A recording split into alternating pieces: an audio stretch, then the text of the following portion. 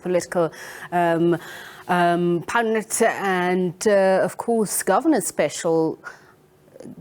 expert, Professor William Gumede. Thank you very much for joining us. And we reflect back on that, what we've been talking about, Finance Minister Enoch Godongwana saying he is confident that whoever emerges as ANC leader after the conference will not affect the economy. Godongwana asserting that on previous occasions when presidents got fired, there was no major impact in terms of governance and the macroeconomic policy framework. He was speaking at an event organized by the ANC's Progressive Business Forum on the sidelines of the party's 55th National Conference in Nasrec, Johannesburg. This is what he said. The instability of the ANC, in particular in leadership contestations, sometimes create tensions and anxiety in the markets. Finance Minister Enoch Godongwana insists some of the fears are not founded, as the party has had experience of handling leadership change both in the party and in government. Godongwana further stated that there won't be any changes in macroeconomic policy framework of the country, even if President Cyril Ramaphosa does not get elected as the president of the party. I'm not panicking an inch about who comes out. I've worked with all of the individuals that work. I've worked with Vele as well. I've worked with the president. The interesting thing, the different lineups, if you ask me, I'm not worried an inch. Those are people who have got a better grasp of the challenges of this economy. Godongwana says the party has conceded some own goals, but he says the party remains focused on rebuilding and renewal. He admitted that the instability of the ruling party does cause some anxiety. Only Mandela, we fired all the president other than Mandela. It's our nature, we maybe seem chaotic. It's only Mandela who was safe, we never fired. We can't guarantee why this one won't be fired. What are the key lessons to be learned from those things? Whether it's Mbeki, whether it's Zuma and so on.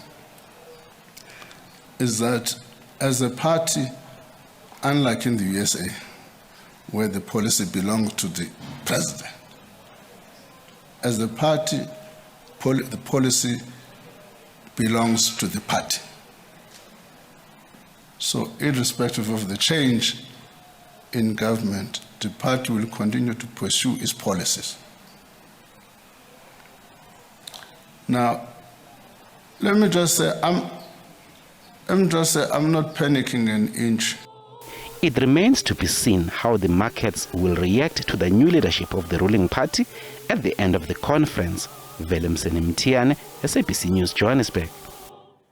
And Velemseni Mthiyane is our specialist researcher, economics desk at SABC News, and he joins us now from Nasrec. Veli, perhaps let's just start off from that point that we heard from the finance minister on the issue of it not interrupting the economy, the markets, whoever emerges from this conference. I've just had Professor William Gumede in the studio. He's saying this is completely untrue. The economy faltered when President Jacob Zuma exited, and in previous years as well.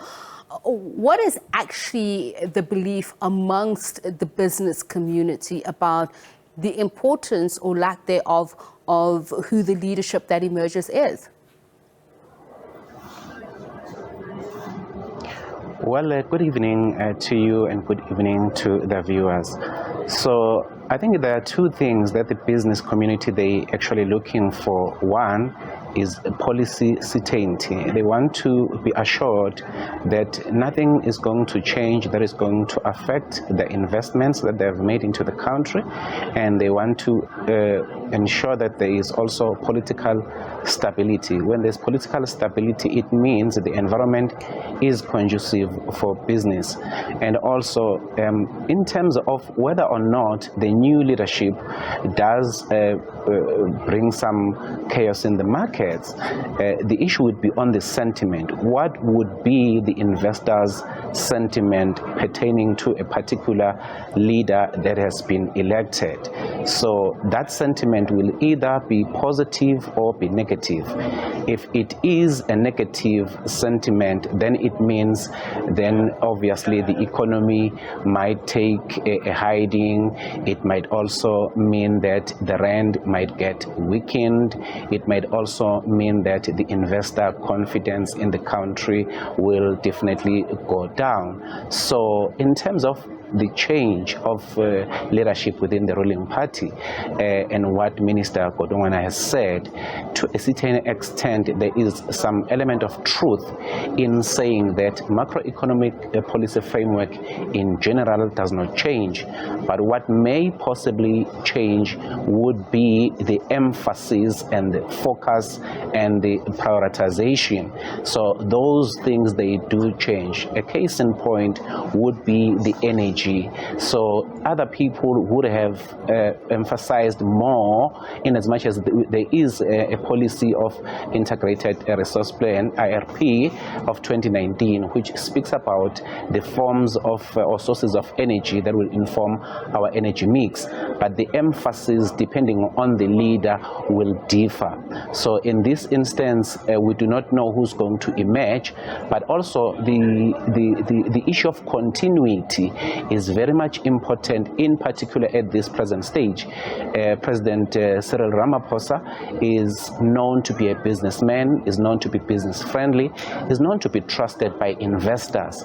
So a certain level of continuity will speak volumes. And also to add into that would be, if he gets elected again, the reforms that he had already started will be able to be implemented progressively and continuously. It means there won't be a disruption of the implementation of those reforms.